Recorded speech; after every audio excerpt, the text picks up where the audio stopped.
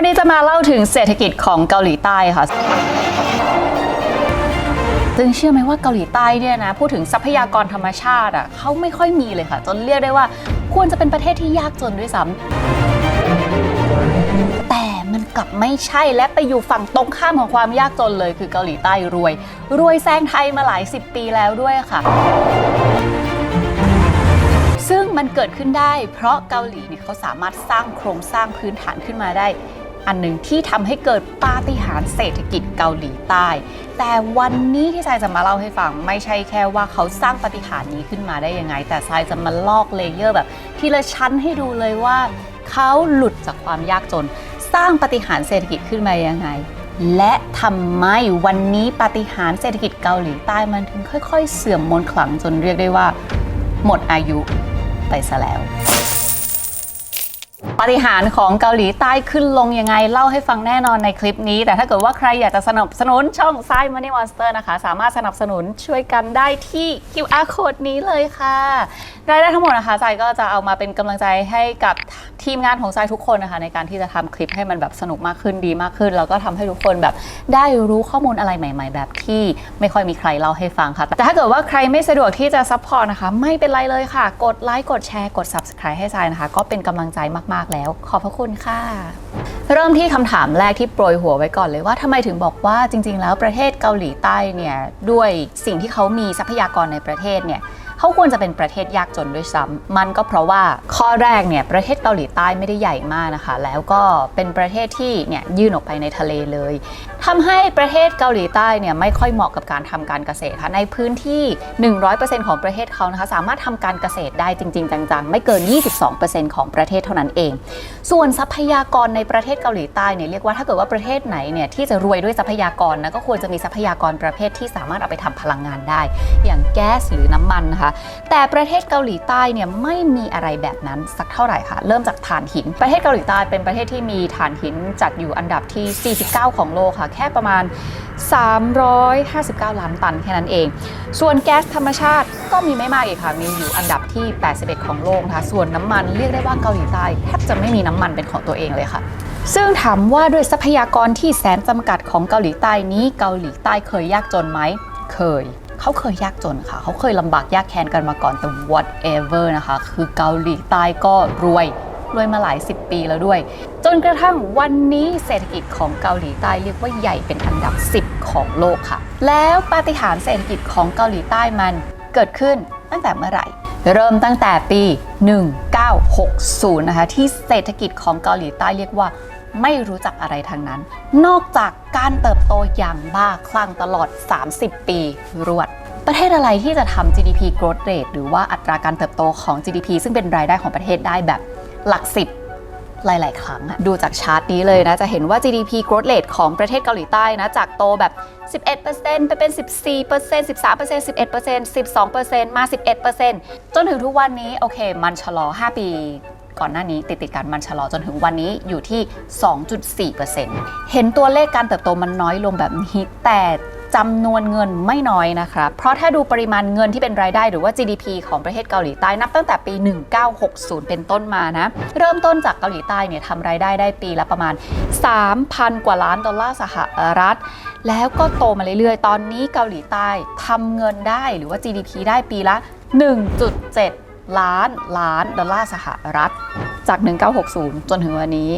จำนวนเงินโตขึ้น 5 เท่า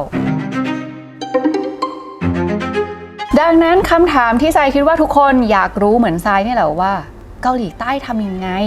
ถึงสามารถสร้าง GDP รายได้ที่มันเติบโตถึงขั้นที่เรียกได้ว่าปาฏิหาริย์เศรษฐกิจอย่างเงี้ยเขาทำได้ยังไงเดี๋ยวทรายจะวาดโครงสร้างนี้ให้ดูนะคะว่าเกาหลีใต้เนี่ยเขาสามารถสร้างโครงสร้างนี้ขึ้นมาได้ยังไงสิ่งแรกเลยที่จะพูดถึงคือยอดบนสุดท็อปของพีระมิดปาฏิหาริย์นี้คือกลุ่ม Chaebolsไม่รู้ทุกคนรู้จักคำนี้กันหรือยังนะคะก็คือคำว่าแชร์โบของประเทศเกาหลีใต้ค่ะก็คือ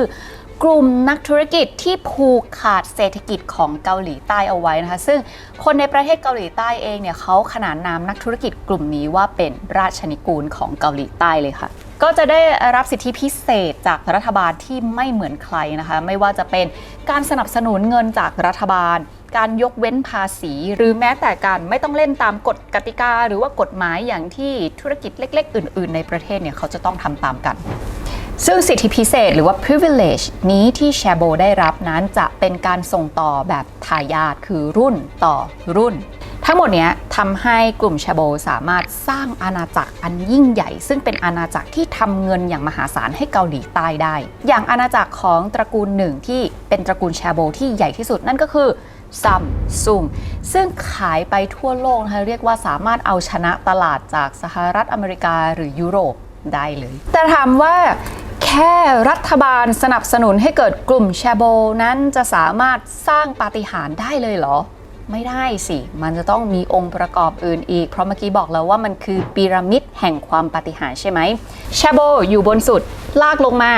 ขาที่1ของสามเหลี่ยมข้างล่างนี้นะคะคือสิ่งที่เป็นเหมือนศาสตร์และเวทมนต์ของเศรษฐกิจเกาหลีใต้เลยค่ะสิ่งนี้เรียกว่า creative imitation หรือศาสตร์และศิลป์ในการทำตามให้ได้ดีกว่าต้นฉบับค่ะศิลปะแห่งการทำตามแต่ทำให้ได้ดีกว่านี้นะคะลินซูคิมมีเขียนเผยแพร่เอาไว้ในหนังสือที่ชื่อว่า imitation to innovation ซึ่งเป็นจุดเริ่มต้นของไฮเทคโนโลยีของเกาหลีใต้ที่สามารถจะทำตามแล้วตลบหลังระบบวิศวกรรมสินค้าไฮเทคโนโลยีจากโลกตะวันตกได้ซึ่งวิธีการ creative imitation ที่เกาหลีใต้สามารถเอาชนะสินค้าจากโลกตะวันตกได้นะก็คือเอามาทำสินค้าเหมือนกันนะแต่ 1. คุณภาพดีกว่าและ 2. ราคาถูกกว่าชนะทุกทางเพราะฉะนั้นกลับมาที่พีระมิดที่สร้างปาฏิหาริย์ของเกาหลีใต้นะคะแชโบขาที่ 1 คือ creative imitation ส่วนขาที่ 2 นั้นคือพลังงานราคาถูกค่ะซึ่งถ้าเกิดว่าใครดูช่อง Money Monster มาบ่อยๆนะคะก็จะเห็นว่า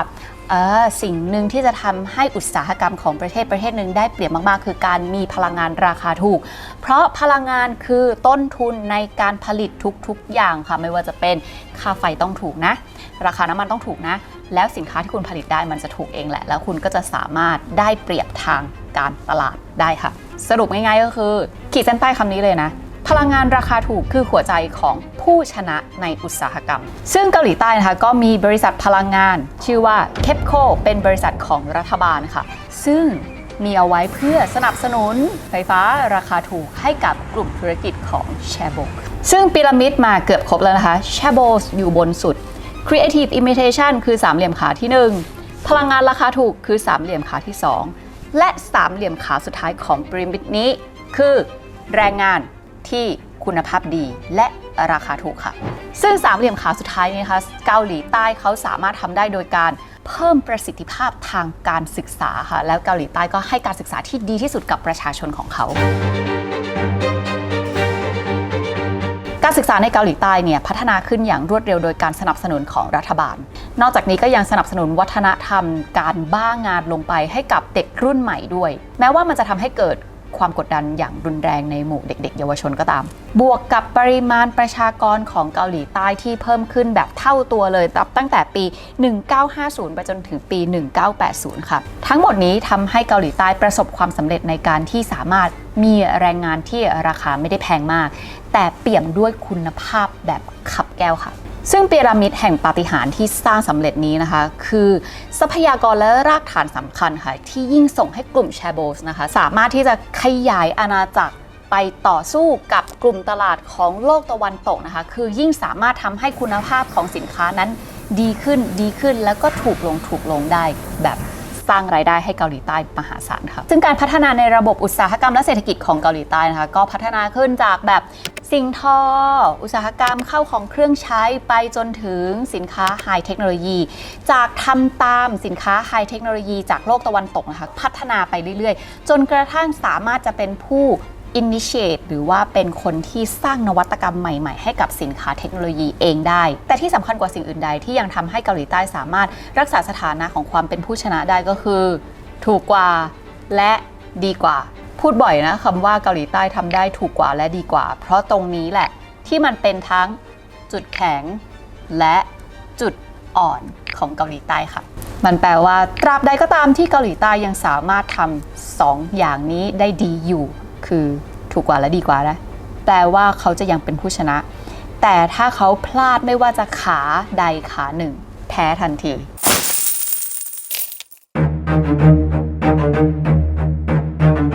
เพราะฉะนั้นเราก็เดินทางมาถึง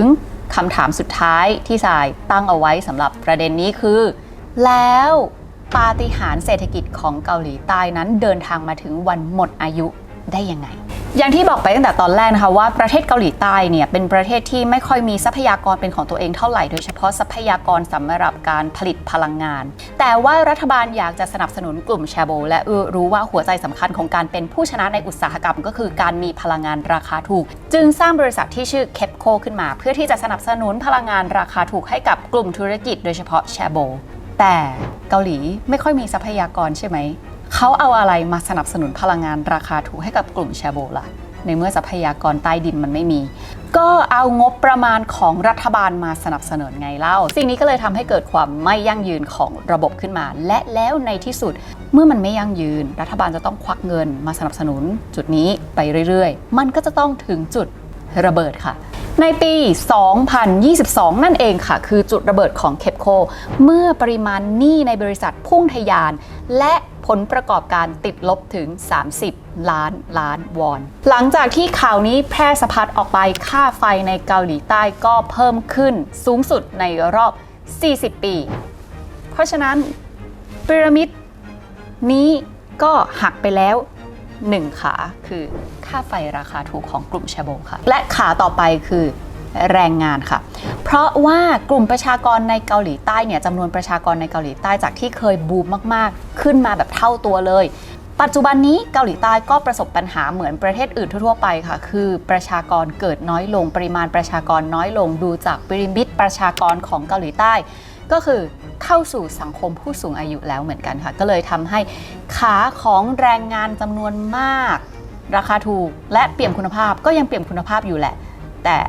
ไม่มีจำนวนมากละเพราะฉะนั้นอ่อนแรงไป1 ขาค่ะส่วนท็อปบนสุดที่ทำให้เกิดผลงานและรายได้มหาศาลเข้ามาในประเทศเองนะคะก็คือกลุ่มแชโบนั้นก็เปลี่ยนไปเหมือนกันค่ะเพราะอย่างที่บอกนะคะว่ากลุ่มแชโบนั้นถูกถ่ายทอดส่งต่อกันแบบรุ่นต่อรุ่นเป็นแบบทายาทใช่ไหมคะซึ่งจนถึงวันนี้กลุ่มแชโบที่ดูแลธุรกิจของเกาหลีใต้นั้นเดินทางมาถึงทายาทรุ่นที่3แล้วและไม่มีอะไรเหมือนเดิมกับคนที่เป็นแชโบรุ่นแรกเพราะว่าแชโบรุ่นแรกเนี่ยบางคนนะคะเขาก็เติบโตมาจากการเป็นเกษตรกรเป็นชาวนามาก่อนแล้วก็ปักกัดตีนถีบจนกระทั่งสามารถสร้างอาณาจักรแชโบยักษ์ใหญ่ขึ้นมาได้ในประเทศเกาหลีใต้ซึ่งกลุ่มแชโบรุ่นแรกเนี่ยค่ะเขาเรียกกันว่านักล่าค่ะเป็นนักล่าที่หิวกระหายการเติบโตแล้วก็สร้างอาณาจักรที่ยิ่งใหญ่ให้กับตัวเองค่ะแต่พอมาถึงรุ่น3ไม่ใช่แม้กระทั่งรุ่นลูกนี่คือรุ่นหลานนะคะของคนที่เป็นมหาเศรษฐีเพราะฉะนั้นจิตวิญญาณแห่งการเป็นนักล่าไม่เท่ารุ่นคุณปู่คุณย่าแน่นอนเนี่ยแหละคือสิ่งที่เปลี่ยนไปแนวคิดนั้นเปลี่ยนไปมากเลยนะคะจากที่รุ่นหนึ่งเคยคิดว่าสิทธิพิเศษที่รัฐบาลให้มานั้นคือการที่สร้างอาณาจักรให้ใหญ่โตแล้วก็แผ่ขยายออกไปนอกประเทศให้ได้มากที่สุดเพื่อที่จะ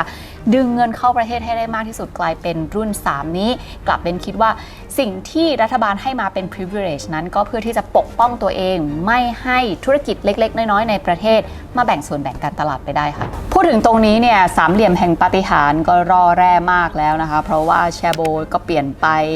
ขาพลังงานหักไปเลยขาแรงงานคืออ่อนแรงส่วนขาสุดท้ายที่พูดถึงไป creative imitation เจอประเทศจีนเข้าไปปาระเบิดใส่โป้งขานี้หายไปเลยค่ะเพราะประเทศที่มีศาสตร์และศิลป์แห่งการทำเหมือนเขาให้ได้ดีกว่าและถูกกว่ามากๆก็คือประเทศจีนกลายเป็นคู่แข่งทางตรงของเกาหลีใต้นะคะเพราะว่าจีนมีศักยภาพในการที่จะ creative imitation ได้แบบว้าวสุดอลังการของโลกอยู่แล้วก็เรื่อง economy of scale หรือว่าการทำให้สินค้าของเขานั้นราคาถูกสุดๆแบบไม่มีใครสู้ได้คือประเทศจีนอีกนั่นแหละค่ะเพราะฉะนั้นข้อได้เปรียบของการทำให้มันเหมือนแต่ถูกกว่าและดีกว่าขานี้จีนหักไปเรียบร้อยค่ะทั้งหมดที่ว่ามาก็เลยทำให้สามเหลี่ยมแห่งปาฏิหาริย์ของเกาหลีใต้ที่สร้างขึ้นมาในวันนั้นไม่สามารถใช้การได้ในวันนี้และเดินทางมาถึงจุดที่เรียกว่า ปาฏิหาริย์หมดอายุ